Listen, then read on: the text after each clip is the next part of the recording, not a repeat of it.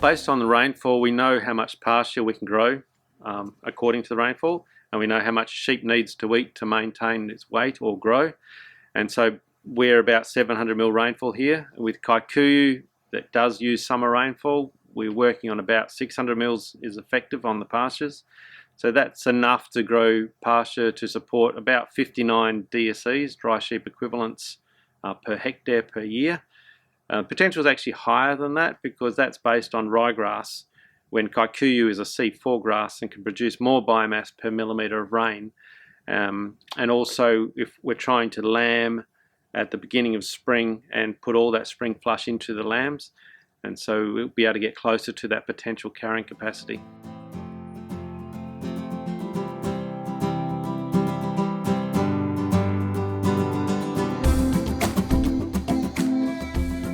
You'll notice from the footage that there's gravelled raceways all the way around the farm, and they're all weather tracks so that big trucks can get everywhere, and every paddock is connected to a raceway.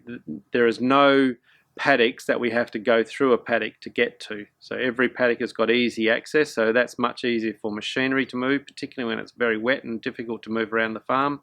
But it's very easy to move sheep down the raceways from one paddock to the next. So as you can see from the pastures, there's different stages that they've been grazed, and the big mob of sheep in one paddock. So you'll notice that the paddock the sheep are in has got lots of growth. The paddock that they were just in has been grazed to the ground, and the paddock they're about to go in a few days' time or a week's time has got a lot of feed waiting for them.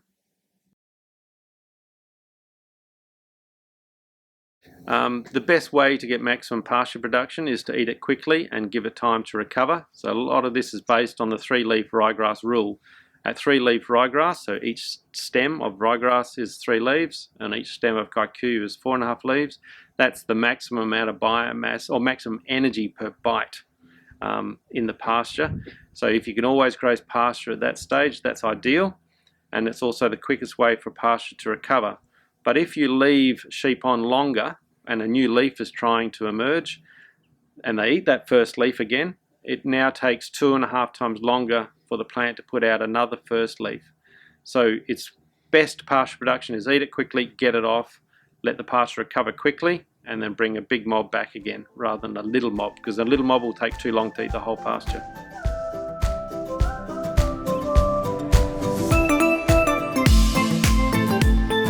The stock lifters to help us lift the sheep up so we don't have to bend over or lift them at all, and it's so that we can tip them over onto a cradle, we can put rings on the boys, ear tags and vaccinations, etc. for the sheep. And because we've got big mobs, we need to process the lambs in one day, and so we've worked out that we might have about 4,000 to 4,500 lambs in a day to process. If we take more than a day, they won't get back to their mums in time, and the mums could forget they got them, that they had them, that they could leave them behind, etc. So we built the sheep yards so that we could have 8 people processing the lambs, 2 people pushing the sheep through, keeping it up, so that we could process about 4,500 lambs in one day and get them back to their mums.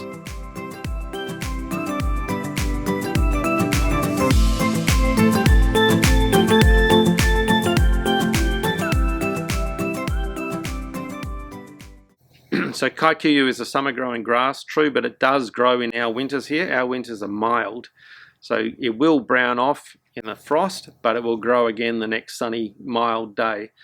But it's a beautiful system because over summer, kike's maximising its growth. As it gets into winter, the ryegrass is taking over and the Kikuyu is going down in growth, and clover is in there as well. And at springtime, when the ryegrass is finishing, the Kikuyu underneath is starting to take off again. So it levels out, so we have more chance of having feed the whole year round for the sheep. Most farms will fertilise once at the beginning of the year, February-March sort of period, with a phosphate sulphur type fertiliser, and sometimes in spring to get a bit more hay growth. We're going to do it a little bit differently here. We will fertilise each paddock after the sheep have moved, and what rate we use will depend on how much feed we want. So we want more feed, we will put more nitrogen and other fertilizers on. And so we could be fertilizing 5 or 6 times a year. Again, just as the sheep move, we fertilize the paddock that they've just come out of.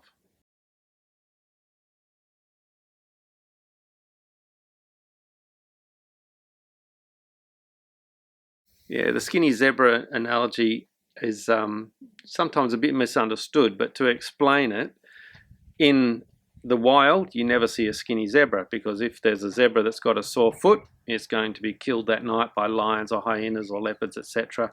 If a zebra's having trouble giving birth, it's going to be eaten, etc. that night. In our modern agriculture, too often we are spending money on the bad genes to keep them alive. So let's take the example of a ewe is having trouble giving birth. We would help her and keep the lamb alive and look after the ewe.